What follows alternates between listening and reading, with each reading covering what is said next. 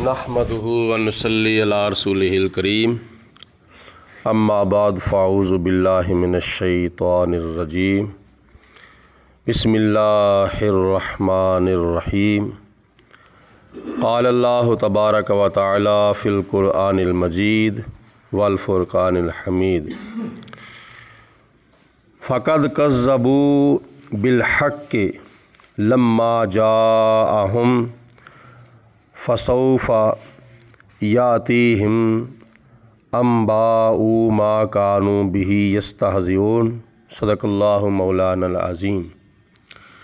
یہ 7واں سپارہ اور سورۃ انعام اور آیت نمبر 5 ہے، جس میں اللہ پاک کی ذات بابرکات نے ارشاد فرمایا فقد پس تحقیق کذبوا جٹلایا انہوں نے بالحق کے حق کو لما جاءہم جب وہ حق ان کے پاس آ گیا فسوف پس ان قریب یاتیہم آئیں گی ان کے پاس انباء وہ باتیں ما کانوا بہ جن باتوں کا وہ مذاق اڑایا کرتے تھے۔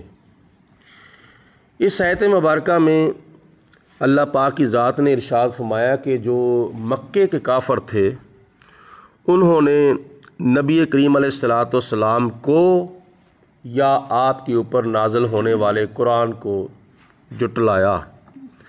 بالحق سے مراد مفسرین فرماتے ہیں یا تو قرآن ہے یا صاحب قرآن ہے۔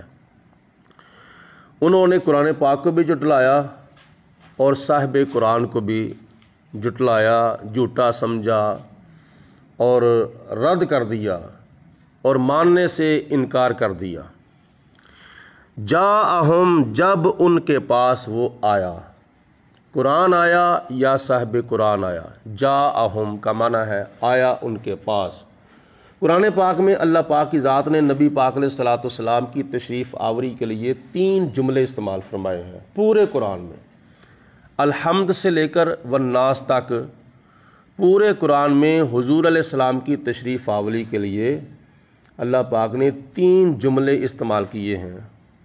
ایک جملہ جاءہم یا جاءکم، آیا ان کے پاس، آیا تمہارے پاس۔ دوسرا جملہ ہے مبعوث یعنی بھیجا اللہ پاک کی ذات نے۔ اور تیسرا جملہ ہے ارسلنا، ارسال کیا ہم نے۔ ارسال کا معنی بھی وہی ہے، بھیجا ہم نے۔ آتا وہ ہے جو آنے سے پہلے بھی کہیں ہو، اور بھیجا بھی اس کو جاتا ہے جو بھیجے جانے سے پہلے بھی کہیں ہو، اور مبعوث بھی اس کو کیا جاتا ہے کہ جو مبعوث ہونے سے پہلے بھی کہیں ہو۔ کسی کا آنا اس بات کی دلیل ہوتی ہے کہ وہ آنے سے پہلے بھی کہیں تھا۔ اب میں مسجد میں آیا ہوں، آپ مسجد میں آئے ہیں، تو آپ کا آنا، میرا آنا اس بات کی دلیل ہے کہ ہم آنے سے پہلے بھی کہیں تھے۔ کہاں تھے؟ اپنے گھر میں تھے۔ کوئی بندہ مہمان کہیں جاتا ہے تو مہمان برکت جانے سے پہلے بھی وہ کہیں ہوتا ہے، کہیں کہاں ہوتا ہے؟ اپنے گھر میں ہوتا ہے۔ پوری کائنات میں سے سب سے پہلے خدا تعالیٰ نے اپنے محبوب کا نور پیدا فرمایا تھا، اور آیا سب سے آخر میں ہے، یعنی نبی پاک علیہ السلام کو پیدا خدا تعالیٰ نے سب سے پہلے کیا، نور مصطفیٰ کو سب سے پہلے پیدا کیا اور بھیجا تمام نبیوں کے آخر میں۔ تو جب حضور علیہ السلام آئے ان کے پاس، کن کے پاس؟ مکے کے کافروں کے پاس، اور مکے کے کافروں کے سامنے جب نبی پاک علیہ السلام نے 40 سال کی عمر میں اعلان نبوت فرمایا، تو انہوں نے کہا کہ پہلے نبی آتے تھے وہ تو معجزہ دکھاتے تھے، تو معجزہ جو ہے وہ نبوت کی دلیل ہوتی ہے، لہٰذا آپ کوئی معجزہ دکھائیں۔ انہوں نے اسی وقت حضور علیہ السلام کو ایک اور لفظ بھی کہنا شروع کر دیا، وہ کیا؟ جادوگر۔ حضور علیہ السلام کو مکے کے کافر جادوگر کہتے تھے۔ یہ کوئی زمین کے اوپر یہ کمالات دکھاتا ہے، کبھی پتھروں کو کلمہ پڑھاتا ہے، کبھی کینکریوں کو کلمہ پڑھاتا ہے، کبھی درختوں کو حاضر کر دیتا ہے، کبھی کچھ کرتا ہے کبھی کچھ کرتا ہے، یہ تو ہمیں جادوگر لگ رہا ہے۔ انہوں نے آپس میں ایک نا پروپیگنڈا بنایا، ایک پلان بنائی۔ وہ کیا کہ اس سے کہتے ہیں کہ ہمیں وہ معجزہ دکھاؤ کہ جس کا تعلق آسمان سے ہو، کیونکہ آسمان کے اوپر جادو نہیں چلتا، جادوگر کا جو جادو ہے وہ زمین پر ہی چلتا ہے، آسمان پر نہیں چلتا۔ تو انہوں نے یہ پلاننگ بنا کے نا نبی پاک علیہ الصلوۃ والسلام کے پاس آ کے کہا، اور یمن سے انہوں نے ایک اپنا مہمان بنا لیا۔ وہ اس وقت بعض روایات میں آتا ہے کہ وہ یمن کا بادشاہ تھا جس کا نام تھا حبیب یمنی۔ وہ اس معاملے کا بڑا ماہر تھا کہ وہ پہچان لیتا تھا کہ یہ جادوگر ہے یا جادوگر نہیں ہے۔ تو جب وہ آئے، وہ آپس میں انہوں نے مسئلہ مشورہ کر کے نبی پاک علیہ الصلوۃ والسلام کو کہا کہ آپ اگر اللہ کے نبی ہیں تو ہمیں وہ معجزہ دکھاؤ کہ جس کا تعلق آسمان سے ہو۔ آپ نے فرمایا تم کیا دیکھنا چاہتے ہو؟ تو انہوں نے کہا کہ ہمیں یہ دکھاؤ کہ آسمان کے چاند 2 ٹکڑے کر کے، آسمان کا جو چاند ہے اس کے 2 ٹکڑے کر کے دکھاؤ تو پھر ہم آپ کو نبی مانیں گے۔ تو نبی پاک علیہ الصلوۃ والسلام نے فرمایا ٹھیک ہے آ جاؤ۔ مکہ المکرمہ کے اندر مسجد حرام جس طرف وہ صفا مروہ ہے، اس طرف اللہ پاک اگر آپ کو جانا نصیب فرمائے تو ایک پہاڑ ہے جس کا نام ہے جبل ابو قبیس۔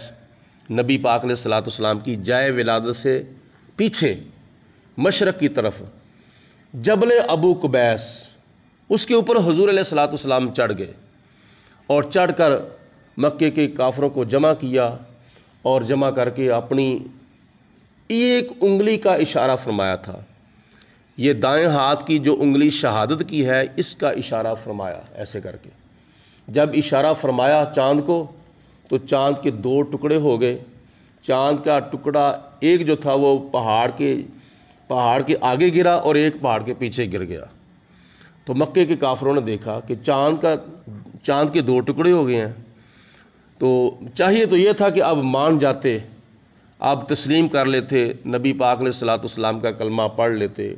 انہوں نے اور ایک وجہ نکال دی نہ ماننے کے لیے، وہ یہ کہ انہوں نے کہا نہیں آسمان کے اوپر جادو تو نہیں چل سکتا، لیکن انہوں نے ہماری آنکھوں پر جادو کر دیا ہے، ہماری آنکھیں جو ہیں وہ انہوں نے باندھ دی ہیں۔ تو جس کو بلایا تھا حبیب یمنی کو یمن سے، اس نے نبی پاک علیہ الصلوۃ والسلام کا کلمہ پڑھا اور مسلمان ہو گیا۔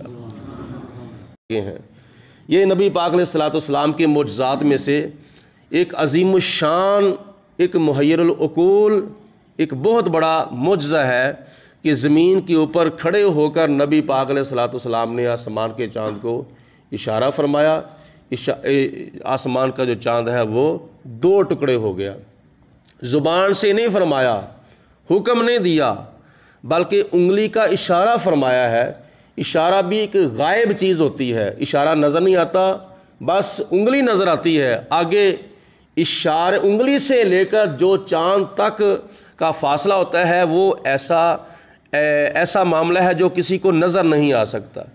تو نبی پاک علیہ الصلوۃ والسلام کے اشارے میں اتنی طاقت ہے، اتنی قوت ہے کہ نبی پاک علیہ الصلوۃ والسلام نے زمین پر کھڑے ہو کر آسمان کے چاند کے 2 ٹکڑے فرما دیے تھے اشارہ کر کے، اور جس کو کئی کافر جو تھے دیکھ کے کلمہ پڑھ کے مسلمان ہو گئے۔ ابو جال جیسے، ابو لہب جیسے جو پکے کافر تھے وہ اپنی ضد کے اوپر اڑے رہے، نہیں ہماری آنکھوں پر جادو ہو گیا ہے۔